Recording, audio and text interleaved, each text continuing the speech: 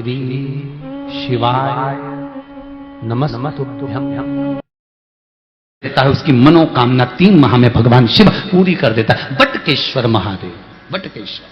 घर में क्लेश हो रहा हो, विवाद हो रहा हो, लड़ाइयां हो रही हो, झगड़ा हो रहा हो, एक काली मिर्ची, एक लौंग, शिव पुराण कह रही है,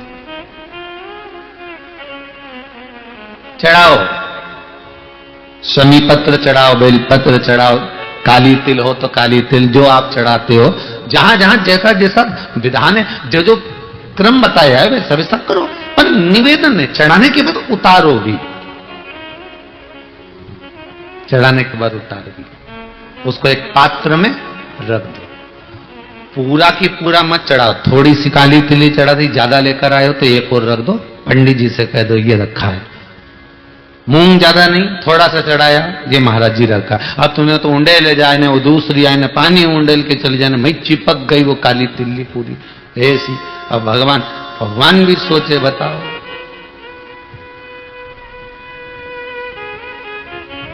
जब 84 महादेव की यात्रा करी थी, जो लोग हमारे साथ में गए थे 84 महादेव करने के लिए 2-1 साल पहले, तो उस समय पर सबको मालूम होगा कि मंदिर के अंदर हमने प्रवेश नहीं दिया।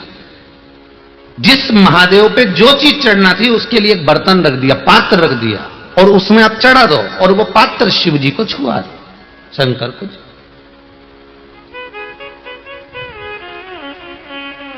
जिन्होंने 84 महादेव हमारे साथ कर रहे थे, हाँ, उनको ज्ञात होगा, वस्तु चढ़ाई जरूर है, पर शंकर को समर्पित जरूर करिए। तो फिर निवेदन करेंगे, आप जाओ मंदिर में, पर मंदिर में जाते समय इतना भान जरूर रखना कि हम कुछ चंदन लगाएं, अगरबत्ती लगाएं, दिया लगाएं, धूप बत्ती लगाएं, ना लगाएं, पर शंकर के मंदिर में सफाई होना जरूरी है, शिव के मंदिर में साफ होना जरूरी है। उसका कारण क्या है? क्योंकि भगवान विष्णु के मंदिर में कीचड़ नहीं हो सकता, क्योंकि वहां तो पहले से ही पोछा लगा, वहां कौन सा पानी रोज का चढ़ रहा है। राम जी के मंदिर में कौन सा रोज का पानी चढ़ रहा है? भगवान सांवरिया सेठ के मंदिर में कौन सा रोज का पानी चढ़ रहा है? जितने भगवान के मंदिर जाओगे, भवानी आदि, वहां कौन सा रोज पानी। पर शंकर जी को तो रोज गंगा का जल चाहिए, बिना जल के तो रहते ही नहीं। तो किसी ने पूछा, आखिर शंकर जी को ये रोज पानी चढ़ाने का विधान क्या वर्णन करता है? तो शिव महापुराण की कथा में विद्येश्वर संहिता में लिखा, लिंग महापुराण के अंतर्गत वर्णन करा, और साथ में स्कंद पुराण में कहा गया कि शंकर को तृप्ति का भान कराता है जल। अब कहा कि जल तो गंगा का होना चाहिए, फिर यहां शास्त्रों में लिखा कि गंगा का जल से अभिषेक करो शंकर भगवान का। तो अपन तो घर का लोटा से पानी भरते, मटके का पानी ले जाए, टंकी का पानी ले जाए भगवान को चढ़ाने के लिए। तो भगवान स्वीकार करता है क्या? शिव महापुराण की कथा कहती है, तांबे के लोटे में जो जल भरा जाता है और उसको शंकर के दरवाजे पर, चौखट पर लांग कर जब हम जाते हैं, शिव को समर्पित करते हैं, जैसे शिव की चौखट में हम प्रवेश करते हैं, मंदिर के अंदर प्रवेश करते हैं, उस समय पर भगवान शंकर के दरवाजे के नंदी भृंगी उसको भगवान शिव के जो गण होते हैं उसको गंगा का जल निर्मित कर देते हैं, उस कलश को ही गंगा का जल कर देते हैं, उसी को गंगा जल कर। शिव जी का नाम बटकेश्वर महादेव हो गया। ये वो बटकेश्वर महादेव हैं। अदालत में केस चल रहा हो, कहीं कोई समस्या अड़ गई हो, तो दही का शिवलिंग का निर्माण बड़ के पेड़ के नीचे कर कर, जो पूजन कर कर उसका विसर्जन कर देता है, उसकी मनोकामना 3 माह में भगवान शिव पूरी कर देता है। बटकेश्वर महादेव, बटकेश्वर। घर में क्लेश हो रहा हो, विवाद हो रहा हो, लड़ाइयां हो रही हो, झगड़ा हो रहा हो, एक काली मिर्ची, एक लौंग, शंकर भगवान को स्पर्श कराकर बड़ के पेड़ के नीचे बटकेश्वर महादेव के नाम से डाल दीजिए, 15 मिनट में शांति हो जाए। कितने पति पत्नी में झगड़ा हो रही हो, और पत्नी कितनी भी रूठ के चली गई और मनाने आ जाएगा, बोले तुम तो बस एक काली मिर्ची नहीं लौंग डाल। बटकेश्वर महादेव।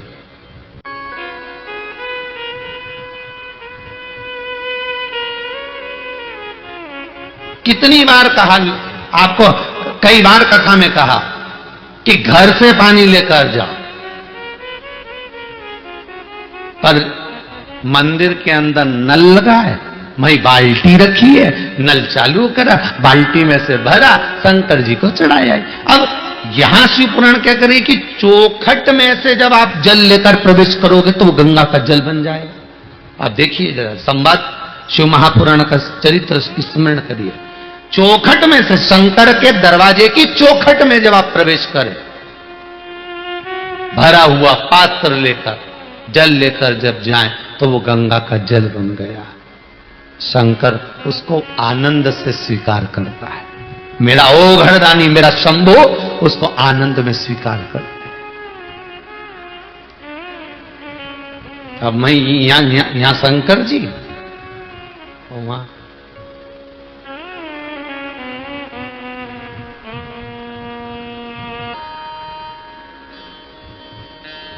कई लोग प्रश्न खड़ा करते हैं, महाराज जी ये बताओ, सत्यनारायण जी की कथा में लिखा हुआ है कि ब्राह्मण ने सत्यनारायण जी की कथा कराई और उसका ये हुआ। वो लोग सही है कि गलत है, पहले लाद दिया।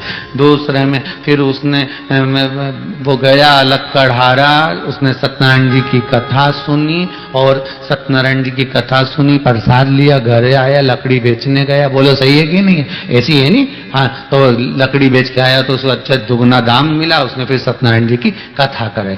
फिर तीसरा अध्याय आ गया, उन्हें सत्यनारायण जी की कथा करी, लीलावती कलावती का संवाद आया। फिर चौथे में भी लीलावती कलावती का संवाद आया, वो का पति पानी में डूबने लगा, भगवान सत्यनारायण की कथा करवाई। फिर पांचवें में राजा गया, सत्यनारायण जी की कथा का प्रसाद नहीं लिया तो सत्यनारायण भगवान ने रुष्ट हो गए। अब ये समझ में नहीं आई ये पूरे 5 अध्याय में सत्यनारायण की कथा कौन सी थी?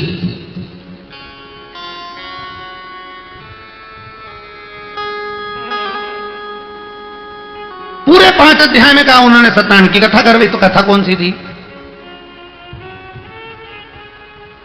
फिर उन्होंने कहा उन्होंने सत्यनारायण की कथा करवाई, तो कथा कौन सी थी? लक्कड़हारे ने सत्यनारायण की कथा करवाई, कथा कौन सी थी? लीलावती कलावती ने सत्यनारायण की कथा करवाई, कथा कौन सी थी?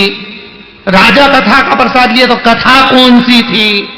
स्कंद पुराण कर रही है, शिव पुराण कर रही है, कथा ये थी कि वो झूठ बोला ब्रह्मदेव और सत्य बोले मेरे भगवान लक्ष्मी नारायण। जैसे ही भगवान शंकर सामने आए और ब्रह्मा जी ने पूछा बताओ तुम्हें क्या चरण मिले, और भगवान विष्णु ने पूछा ब्रह्मदेव पहले तुम्हें बताओ सिर मिला, ब्रह्मा जी बोले मैं बाद में बोलूंगा पहले तुम बताओ तुम्हें क्या शंकर के चरण मिले।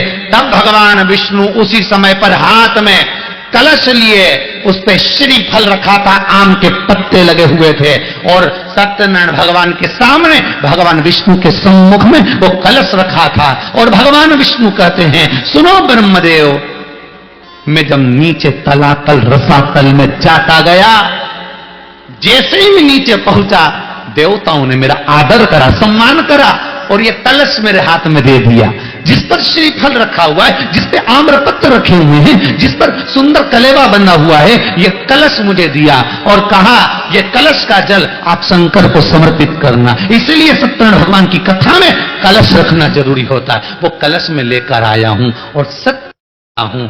सुनो ब्रह्मदेव, मुझे भगवान शंकर के चरण नहीं मिले। शिव जी ने कह दिया बस यही सत्य नारायण है। ये कथा थी जो कराई थी।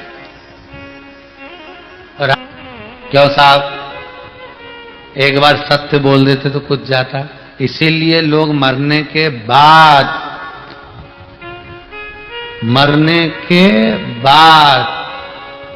वो मुर्दा जो भाग नहीं सकता, वो मुर्दा जो मर गया, सबको मालूम है उठ के नहीं जाएगा, उसके बाद भी अर्थी पे ऐसा खींच खींच के बांधते हैं। अर्थी बांधने वाले भी स्पेशलिस्ट होते हैं। खींचो और जम के खींचो, उधर से खींचो, हम इधर से खींचो, खींचो।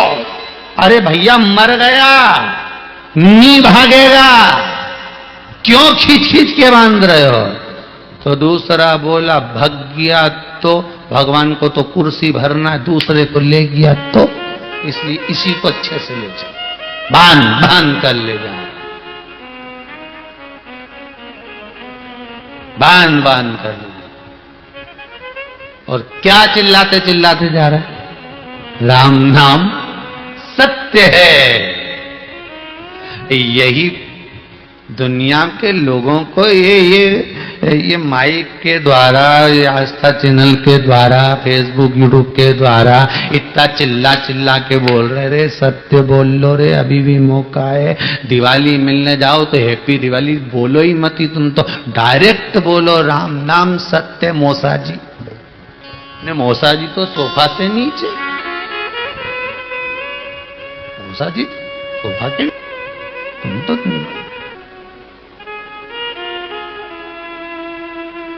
क्या राम नाम सत्य ले। शंकर जी के दरवाजे पर जाए, पहुंचे, चिल्लाते चिल्लाते जा रहे बड़े प्रेम से। हो शंकर भगवान तो नाचने लगे। पार्वती जी बोली, काय को नाच रहे हो? शंकर जी बोले, अपने घर में मेहमान आया है। भगवान के वो कहते ला रहे राम नाम सत्य, पर पक्का झूठेला है, एक नंबर का। दुकान पे बैठा रहता था तो कहते घरे, और घर में आए कहीं का बेचारा मिलने तो कहते दुकान पे, और दुकान पे जाओ तो कहते बाजार गया, बाजार जाओ तो कहते वो तो अब भी गया। इतना झूठेला आदमी कहीं संसार में मिलेगा? ये तो नरक मिलेगा। शंकर भगवान बोले, अपन को इससे मतलब नहीं, अपन तो वो राम नाम सत्य बोल के आ रहे नहीं, उसके चक्कर में नाच रहा है कि भले मर गया और इत्तों के मुंह से राम राम तो खिलवा गया। भले मर गया पर जो टोक के ला रहे कंधे पर, सब राम का नाम लेते लेते तो आ रहा है। बस यही जीवन की सत्यता है, उसको आपको अपनाना पड़ेगा कि जीवन की सत्यता सत्य में। कि शंकर भगवान की सबसे सुंदर अगर कोई शिक्षा है, मेरे भोलेनाथ, मेरे महाकाल राजा, मेरे कैलाशी, मेरे अविनाशी की सबसे श्रेष्ठ कोई शिक्षा है। और जितने लोग ऑनलाइन कथा सुन रहे हैं, देश में विदेश में जहां बैठकर कथा सुन रहे हो, मोबाइल पर, फेसबुक यूट्यूब पर, आस्था चैनल के माध्यम से, जहां बैठकर आप कथा सुन रहे हो, शंकर की इस बात को अपने जीवन में उतार कर रखिएगा। शंकर भगवान की सबसे बड़ी, सबसे अच्छी एक शिक्षा है कि जहर पीना सीखो।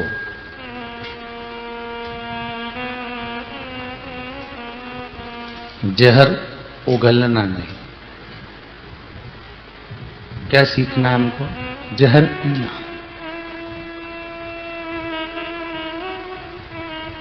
चाहे फिर वो क्रोध का हो, चाहे फिर वो हमारी अहंता का हो, चाहे फिर हमारी वो अभिमत्ता का हो, चाहे फिर हमारे एक अहम का, या फिर बुराई का, निंदा का, चुगली का, आदि आदि की जितनी भी बुराइयां हैं, इन सब का जहर क्यों ना।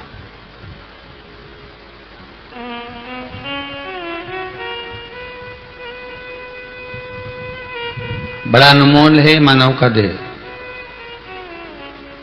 बड़ी मुश्किल से तो मिलता है। 84 लाख योनियां काटने के बाद में जब जाकर ये मनुष्य का शरीर मिला, ये 2 हाथ, पांव, नयन, श्रवण, मुखाग्रविंद, ये सब प्राप्त हुआ।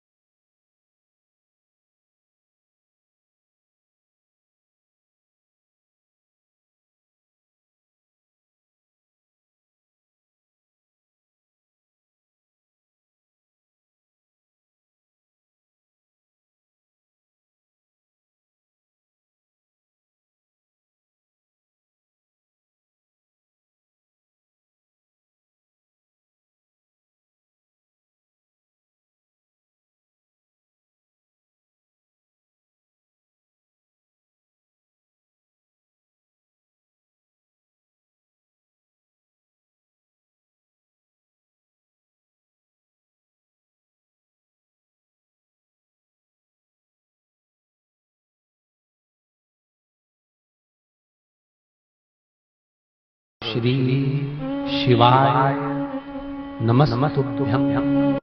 अगर आपको हमारा ये वीडियो पसंद आया तो प्लीज़ एक लाइक बटन दबा दीजिए, हमारे चैनल को सब्सक्राइब कर दीजिए और अपने दोस्तों के साथ शेयर कर दीजिए।